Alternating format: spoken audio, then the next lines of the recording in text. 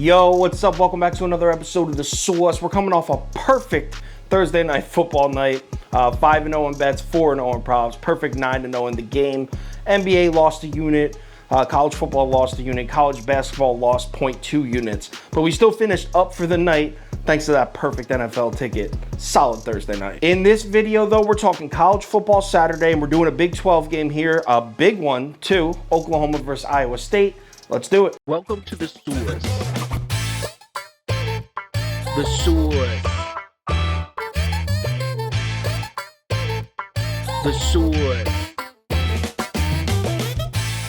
Hey, get the sauce. All right, we got Iowa State on the road at Oklahoma, and the Sooners are laying 5.5 points at home. Look at all the action on the Cyclones here.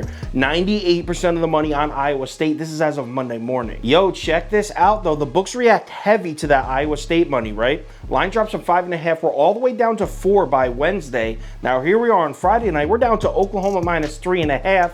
And here comes the Sooner money. The money's back leaning towards Oklahoma now. This is as of Friday night late, probably around 7 p.m. So let's cap this game. If you subscribe to this channel, you already know the first step of running the numbers through the spreadsheet. According to the analytics, the line for this game should be Oklahoma plus 2 and some change. So we almost got a full 6-point lean on Iowa State here. Analytics are heavy leaning towards the Cyclones. All right, let's run through a quick breakdown, and I'm going to start with last week. Iowa State, what the hell happened? Iowa State minus 10 or 10.5, forget what it was my bet of the day. They went down 28-7 to Texas Tech early. I think it was beginning of the second quarter or mid-second quarter, down 28-7 to Texas Tech. Just horrible. Yeah, they were able to get it together later in the game. They only lost 41-38, but terrible loss. That officially mathematically knocks them out of the Big 12 championship. They had a pretty good shot. They had to win out, but they could have made it to the Big 12 championship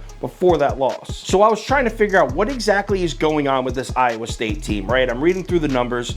What is wrong with this team, right? Because on paper, they're a great team. This one number jumped out at me. Take a look at Iowa State's defense at home. They're allowing just 15.5 points a game. Great number, right? They're playing great defense at home. Want to know how many points per game they're allowing on the road? 32.5, more than double. Why this Cyclone defense is not performing on the road? Your guess is as good as mine. Well, that's just horrible news for Iowa State bettors, because here they are again on the road at first place Oklahoma. So let's take a look at the Oklahoma Sooners. Well, for starters, we know Caleb Williams in this Oklahoma offense completely choked last week against Baylor. I had Oklahoma minus 4 or 4.5. I forget what it was, but I had Oklahoma. I think they lost by 14 or 17. They got their asses kicked last week. Couldn't do anything on offense. So was that game a fluke? Or was that the Oklahoma offense being exposed? And I think the answer to that question is neither. Baylor's defense has been good as hell at home all year. And honestly, I think that's exactly what this Oklahoma team needed. Obviously, they didn't need a loss, but they needed a wake-up call. They've been on cruise control for 3 or 4 weeks since Caleb Williams took over.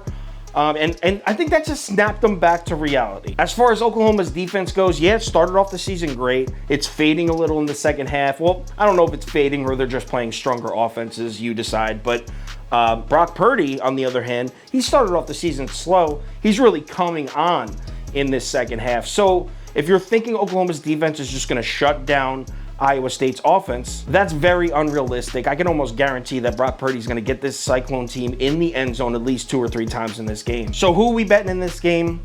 As much as I think Brock Purdy's going to have a great game, he's going to be able to throw the ball in Oklahoma, I really don't think that Iowa State's going to be able to run the ball much with Breece Hall, and that's really going to make the offense one-dimensional and give a huge advantage to Oklahoma. So I'm going to fade Matt Campbell. I'm going to fade this Iowa State team, even though I like him. I like Brock Purdy. I love Breece Hall.